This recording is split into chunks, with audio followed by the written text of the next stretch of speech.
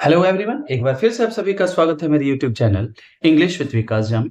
आज के सेशन में हम क्वेश्चन टैग के सेट 2 को करेंगे और यहाँ टोटल आपके 24 एमसीक्यूज हैं और इसमें से कितने अंक आपने अर्जित किए हैं जरूर शेयर कीजिएगा। सबसे पहली बात है कि क्वेश्चन टैग होता क्या है। क्वेश्चन टैग एक ऐसा क्लॉज होता है जो किसी भी दिए गए स्टेटमेंट के कंफर्मेशन की बात करता है, अर्थात यह एक टैग है, यह एक क्लॉज है जो स्टेटमेंट के अंत में आकर के वो जो स्टेटमेंट दिया गया है, जो मैसेज कन्वे कर रहा है, उसकी कंफर्मेशन की बात करता है। अब क्वेश्चन टैग जब भी बनाने की बात आती है तो वो हम देखते हैं वहां पे एक हेल्पिंग वर्ब का प्रयोग करते हैं, उसके बाद हम सब्जेक्ट का प्रयोग करते हैं और उसके बाद हम साइन ऑफ इंट्रोगेशन का प्रयोग करते हैं। जब ये सब्जेक्ट आता है हमारा तो यहाँ पे हमारा एक एप्रोप्रिएट प्रोनाउन ही प्रयुक्त होता है और स्टेटमेंट यदि पॉजिटिव है तो हमारा यहाँ पे नॉट आ जाता है ऑक्सिलरी वर्ब के साथ कॉन्ट्रैक्टेड फॉर्म में। कॉन्ट्रैक्शन का मतलब है शॉर्टेंड फॉर्म में। जैसे मैंने बोला डू प्लस नॉट, तो इसका कॉन्ट्रैक्शन क्या हो जाएगा, डोंट हो जाएगा। ये आपको ध्यान रखना है। क्लियर है? चलिए, अगर ये निगेटिव है तो इधर नॉट का प्रयोग नहीं होगा। चलिए, बिना देर के हम आज के सेशन की शुरुआत करते हैं और आपसे गुजारिश है कि वीडियो के अंत तक बने रहिएगा और साथ ही साथ ये सारे क्वेश्चंस जो है ना आपके किसी न किसी प्रकार की एग्जामिनेशन में पूछे जा चुके हैं, तो इस कारण से ये और भी इंपॉर्टेंट हो जाता है। क्लियर है? चलिए, फर्स्ट क्वेश्चन हमारा है, कहता है सी इज कलेक्टिंग स्टिकर्स। वो क्या कलेक्ट कर रही है? स्टिकर्स कर रही हैं। ये हमारा वर्ब का चौथा रूप है और इसके पहले हेल्पिंग वर्ब आता है। हेल्पिंग वर्ब तो हमें मिल गया। अब ये जो स्टेटमेंट है हमारा, ये एक एफर्मेटिव है, अर्थात नॉट लगेगा इधर, इजंट हो गया हमारा। और सब्जेक्ट कौन है हमारा? सी है, जो कि ऑलरेडी एक प्रोनाउन है, तो यहां पे हम उसी का प्रयोग कर देंगे। अब देखेंगे कि किस ऑप्शन में ये आपको दिख रहा है, तो आप कहेंगे कि सर ऑप्शन नंबर ए, अर्थात ये इसका करेक्ट आंसर हो जाएगा। क्लियर है? इसी तरह से जब नेक्स्ट की ओर चलते हैं, कहता है we often watch TV in the afternoon. कहता है हम लोग प्रायः टीवी जो है ना आफ्टरनून में देखते हैं। क्लियर है? अब देखिए, ये हमारा सब्जेक्ट हो गया, ठीक है ना, और इसके लिए हम जो प्रोनाउन यूज करेंगे तो यही रह जाएगा, बिकॉज ये खुद में क्या है, प्रोनाउन है, पर्सनल प्रोनाउन है।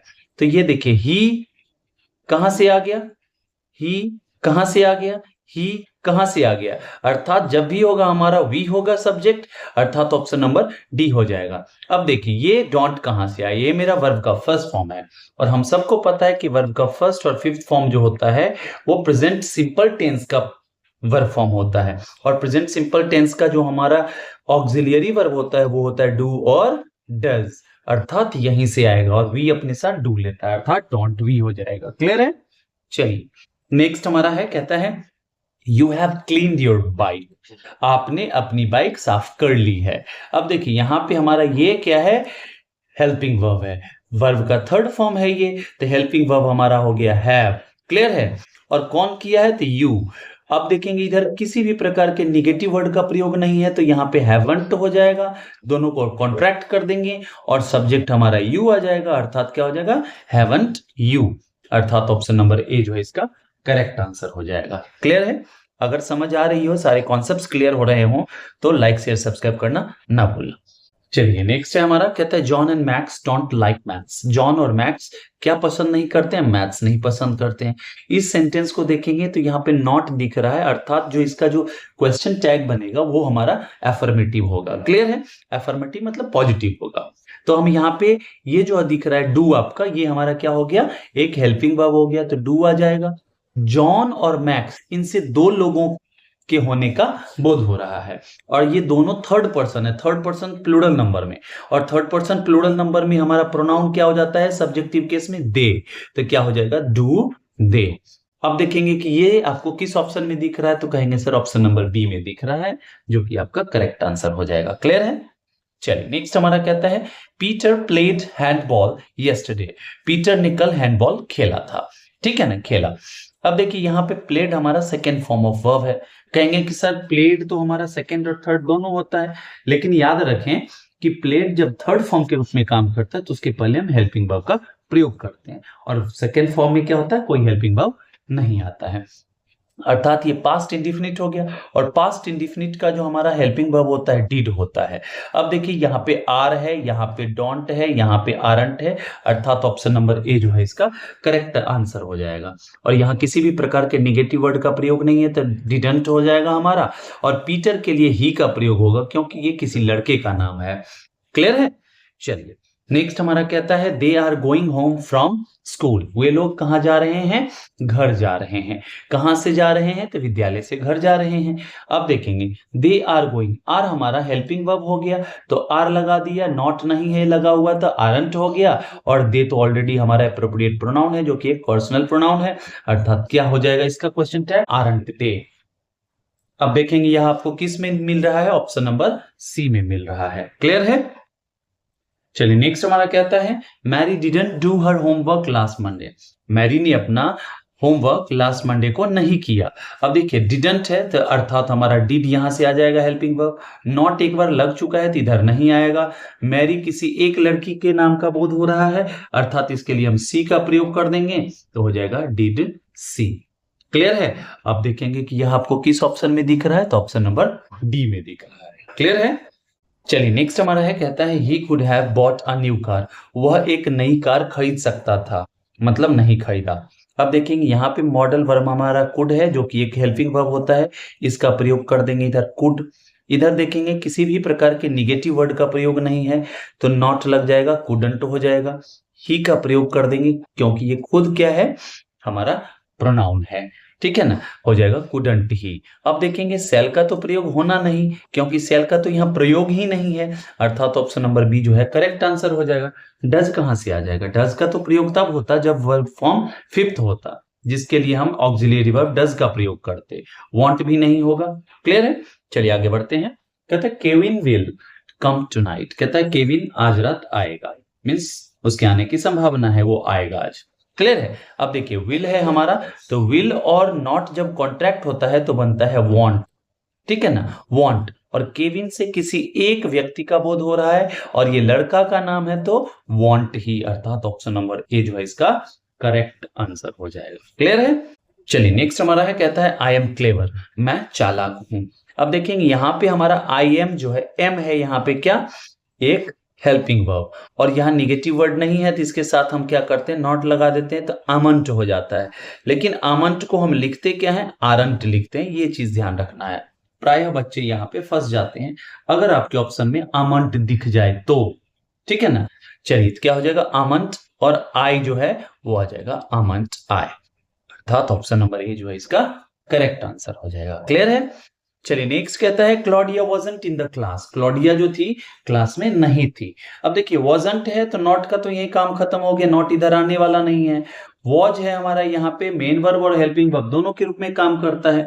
मूलतः यह क्या होता है? हमारा वर्ब टू बी का प्रयोग हम करते हैं एक हेल्पिंग वर्ब के रूप में, लेकिन जब वाक्य में अकेले प्रयुक्त हो तो ये मेन वर्ब का फंक्शन करता है, क्योंकि सेंटेंस कभी भी बिना मेन वर्ब के बनता ही नहीं है, इसलिए मेन वर्ब के रूप में काम करता है। वॉज हो जाएगा। क्लॉडिया किसी लड़की का नाम है तो यहाँ क्या हो जाएगा? सी का प्रयोग हो जाएगा, क्योंकि इससे एक लड़की का बोध हो रहा है, अर्थात हमारा क्या हो जाएगा? Option number B correct answer हो जाएगा। दे तो प्लुरैलिटी का बोध कराता है, यू जब रहेगा तब आप यू का प्रयोग करेंगे। वी कहां से आ गया? क्लियर है? चलिए नेक्स्ट हमारा है कहता है mind the traffic. Mind the traffic. अब देखेंगे यह जो एक सेंटेंस है एक इंपेरेटिव सेंटेंस है। इंपेरेटिव का मतलब होता है आदेश देना या फिर आग्रह करना, लेकिन अगर शाब्दिक अर्थ पे चले तो इंपेरेटिव का मतलब होता है आदेशवाचक। ठीक है, माइंड द ट्रैफिक मतलब ट्रैफिक को ध्यान में रखते हुए चलिए। जब रोड पार कर रहे हो या सड़क पे चल रहे हो आप, तो आपका ये उद्देश्य होना चाहिए कि भाई देख के चले। क्लियर है? अब देखेंगे इस स्थिति में जब ये एफर्मेटिव फॉर्म में हो, इस स्थिति में विल यू या वांट यू दोनों में से किसी का भी प्रयोग कर सकते हैं। जब निगेटिव हो तब सिर्फ और सिर्फ विल यू का प्रयोग करेंगे। इसका तो प्रयोग होना नहीं, क्यों नहीं होगा? क्योंकि इसका प्रयोग तब होगा जब ये इज दिख रहा हो आपको, is am are was verb ये सब आपको दिख रहे हो। इसमें तो है ही नहीं, आर का भी प्रयोग नहीं होगा। डिडंट कैसे हो जाएगा? डिड का प्रयोग तो पास्ट के लिए होता है और ये हमारा वर्ब का फर्स्ट फॉर्म है। अब यहाँ पे क्या करेंगे? विल यू का चुनाव करेंगे। ये सब चीज कुछ चीजें हैं ना जहां पे आपको सिर्फ रट लेना है चीजों को। क्लियर है? चलिए नेक्स्ट हमारा है कहता है आई एम अफ्रेड मैं भयभीत हूं, मैं डरा हुआ हूं, मैं सहमा हुआ हूं। किस बात को लेकर? ही इज सीरियसली इल, कि वह बहुत ही गंभीरता पूर्वक से क्या है, बीमार चल रहा है। क्लियर है? अब देखिए यहां पे आपको एक हेल्पिंग वर्ब इज दिख रहा है, आप इज लगा देंगे। इस पार्ट में कोई निगेटिव वर्ड नहीं है जो नकारात्मकता का बोध कर रहा हो, तो इजंट हो जाएगा। और ये किसके लिए बोला जा रहा है? ही के लिए, तो हो जाएगा इजंट ही। अर्थात ऑप्शन नंबर जो है बी आपका करेक्ट आंसर हो जाएगा। चलिए नेक्स्ट हमारा है, कहता है he won't mind if I use his phone. कहता है वह बुरा नहीं मानेगा, वह गौर नहीं करेगा, या वह इस बात पर ध्यान नहीं देगा कि मैंने उसका फोन यूज किया या मैं उसका फोन यूज करता हूं। क्लियर है? अब देखेंगे वांट में निगेटिव वर्ड लगा हुआ है, ठीक है ना। कौन माइंड नहीं करेगा? तो वह नहीं करेगा। तो एक चीज होता है कि अंत में ही आने वाला है, यहां दे है, यहां यू है, यहां सी है। इस आधार पे भी आप एलिमिनेट करके सीधे जा सकते हैं। और निगेटिव वर्ड यहां एक बार आ गया तो नहीं आएगा इस साइड, तो विल सीधे आ जाएगा और हमारा सब्जेक्ट आ जाएगा। अर्थात ऑप्शन नंबर सी जो है इसका करेक्ट आंसर हो जाएगा। क्लियर है? चलिए नेक्स्ट हमारा है, कहता है he never acts like a gentleman. वह कभी भी एक भद्र पुरुष के रूप में व्यवहार नहीं करता है, कि बिहेव नहीं करता है, उसका चाल चलन वैसा नहीं है। अब नहीं है मतलब निगेटिव वर्ड है नेवर। एक चीज तो तय है कि इधर नॉट नहीं आने वाला है, और देख रहे हैं 3 ऑप्शंस जो है आपके इसमें नॉट लगे हुए हैं, अर्थात ऑप्शन नंबर बी तो ऐसे ही सही हो जाएगा। एक बार चेक कर लेते हैं। कहते हैं एक्ट्स हमारा जो है ये वर्ब का 5th फॉर्म है, और जैसे ही 5th फॉर्म आया तो डज आपके दिमाग में आ जाना चाहिए, और सब्जेक्ट हमारा ही है तो ये आ जाएगा डज ही, जो कि ऑप्शन नंबर बी में मौजूद है। क्लियर है? चलिए अगला कहता है हमारा एवरीबडी वॉज वेरी हैप्पी। यहां पे बच्चे फंस जाते हैं। एवरीबडी देखा, एवरीबडी को हम लोग किस रूप में लेते हैं? सिंगुलर सब्जेक्ट के रूप में लेते हैं, सिंगुलर प्रोनाउन के रूप में लेते हैं। लेकिन जब इसका प्रयोग आप क्वेश्चन टैग में करते हो तो इसके लिए हम क्या प्रयोग में लाते हैं? एक प्लूरल प्रोनाउन दे लाते हैं। और जैसे ही अंत में दे आ जाएगा, एक चीज तो तय है कि इसके साथ जो वर्ब आएगा वो भी प्लूरल आएगा। वॉज है तो वर आ जाएगा, ठीक है ना। और वर जैसे ही आया और यहां निगेटिव वर्ड नहीं है तो वरंट हो जाएगा। क्लियर है? क्या हो जाएगा? वरंट दे। अब देखेंगे कि ये किस ऑप्शन में है, तो कहेंगे सर ऑप्शन नंबर सी में है, अर्थात ऑप्शन नंबर सी जो है इसका करेक्ट आंसर हो जाएगा। ये चीज आपको ध्यान रखना है। क्लियर है? चलिए नेक्स्ट हमारा कहता है टॉम नोज। टॉम के लिए क्या हो जाएगा? ही हो जाएगा। क्लियर है ना? Tom knows that his father is in the hospital. Tom जानता है कि उसके पिताजी कहाँ हैं? हॉस्पिटल में हैं। क्लियर है? अब कहता है टॉम नोज। नोज मतलब वर्ब का 5th फॉर्म, और 5th फॉर्म मतलब डज। डज आ जाएगा, ठीक है ना। और यहाँ पे कोई निगेटिव वर्ड नहीं है तो डजंट। और टॉम जो है एक लड़के का नाम है, लड़के के नाम का बोध करा रहा है, सिंगुलैरिटी का बोध करा रहा है, अर्थात ही आ जाएगा। इसका करेक्ट क्वेश्चन टैग हो जाएगा डजंट ही। अब देखेंगे यह किस ऑप्शन में है? ऑप्शन नंबर डी में है, जो कि आपका करेक्ट आंसर हो जाएगा। चलिए नेक्स्ट हमारा है, कहता है डोंट ड्रॉप दैट वेस। वेस मतलब गमला बोलते हैं, ठीक है ना। कहता है don't drop. Don't negative meaning जैसे आ गया तो वांट का तो प्रयोग होगा नहीं, सीधे होगा विल यू। हमने आपको बताया पहले कि अगर कोई इंपेरेटिव सेंटेंस है तो उसका क्या है? आदेश के अर्थ में हो तो विल यू या वांट यू का प्रयोग करते हैं। क्लियर है? लेकिन अगर निगेटिव वर्ड जैसे ही आ गया तो विल यू का प्रयोग करेंगे। क्लियर है? ये चीज आपको ध्यान में रखना है। चलिए नेक्स्ट कहता है हमारा, कहता है I think she deliberately provoked him. मेरा मानना है, मैं सोचता हूं, मैं मानता हूं कि उसने जानबूझ करके उसे क्या भड़काया या गुस्सा दिलाया। ठीक है ना। I think she deliberately provoked him, इस पार्ट का आपको बनाना है question tag. Provoked second form of verb है। सेकेंड फॉर्म जैसे आया तो इसका हेल्पिंग वर्ब क्या हो जाएगा? डिड। डिड आ जाएगा। अब यहां देखिए सी डेलिबरेटली प्रोवोक्ड हिम में कोई निगेटिव वर्ड है नहीं है, तो नॉट लग जाएगा, कॉन्ट्रैक्टेड हो जाएगा और सी का प्रयोग कर देंगे, डिडंट सी। क्लियर है? आप देखेंगे कि कौन सा ऑप्शन है? Option number D. क्लियर है? चलिए नेक्स्ट कहता है आई suspect he is in love. मैं सस्पेक्ट करता हूं कि वह क्या है? प्रेम में है। Means I am doubtful. Suspect का मतलब क्या है? मैं डाउटफुल हूं, मुझे ऐसा लग रहा है कि वह प्रेम में है। क्लियर है? अब देखिए इस पार्ट का आपको क्वेश्चन टैग बनाना है। इज आपको दिख रहा है, कोई निगेटिव वर्ड नहीं है तो इजंट हो जाएगा और ही का प्रयोग कर देंगे, क्या हो जाएगा? Isn't he. अब कहां है ऑप्शन नंबर, किस में है? बी में है। क्लियर है? चलिए नेक्स्ट हमारा कहता है a few workers participated in the strike.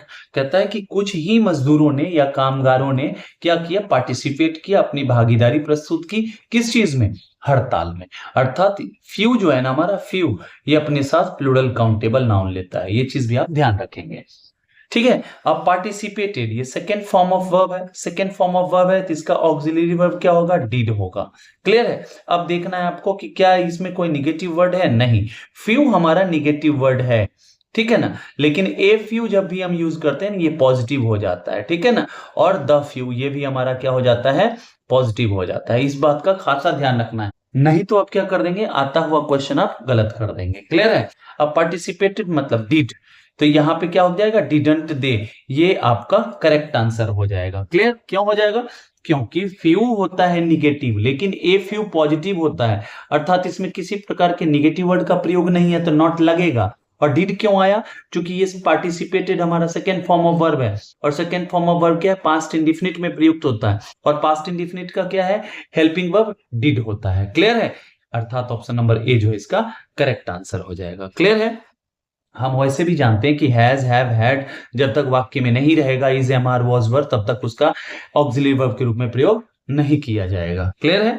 चलिए नेक्स्ट हमारा है, कहता है यू आर एन इंडियन, आप एक भारतीय हैं, आप एक भारतीय हैं। अर्थात यहाँ पे देखेंगे आर हमारा क्या हो जाएगा, हेल्पिंग वर्ब, और नॉट नहीं है तो आरंट हो जाएगा, यू आ जाएगा, अर्थात इसका आंसर हो जाएगा आरंट यू। तो क्या हो जाएगा, ऑप्शन नंबर बी हो जाएगा इसका। क्लियर है। चलिए नेक्स्ट हमारा कहता है ही has scarcely admitted his mistake. अब देखिए स्कार्सली, हार्डली, रेयरली, बेयरली, ये सब नेवर जो है ना हमारे हमेशा निगेटिव वर्ड होते हैं, और इनके साथ क्या करेंगे हम, कैसा व्यवहार करेंगे, निगेटिव जैसा, अर्थात इधर नॉट नहीं लगेगा तो हो जाएगा हैज, और ही का हो जाएगा ही, हैज ही, अर्थात ऑप्शन नंबर ए जो है इसका करेक्ट आंसर हो जाएगा। क्लियर है। स्कार्सली का मतलब होता है बमुश्किल, he has scarcely admitted his mistakes, मतलब वो बमुश्किल अपनी मिस्टेक्स को एडमिट करता है, स्वीकार करता है कि भाई मैं, मुझसे ये गलती हुई है। स्कार्सली एक निगेटिव वर्ड है, ये याद रखना है आपको। Hardly, scarcely, rarely, barely, never, ये सारे निगेटिव वर्ड्स हैं। चलिए next and the last of this session हमारा वो एक सेंटेंस है, कहता है let's go to the beach. चलो बीच पे चलते हैं, समुद्र किनारे जो रेतीला भाग होता है जहां पे हम स्नान करने के बाद सन बात लेते हैं, that is called beach. Clear. कहता है लेट्स गो, ये ध्यान रखना है आपको, लेट्स गो जहां भी दिखे इसमें कुछ सोचना ही नहीं है, शैल भी लगा दो आप, ठीक है ना, लेट्स गो। अब कहिएगा कि सर ये वी कहां से आया, तो आप ऐसे देखेंगे इसको, जब हम डिवाइड करेंगे लेट्स को, तो लेट्स जो है शॉर्ट फॉर्म है किसका, लेट अस का।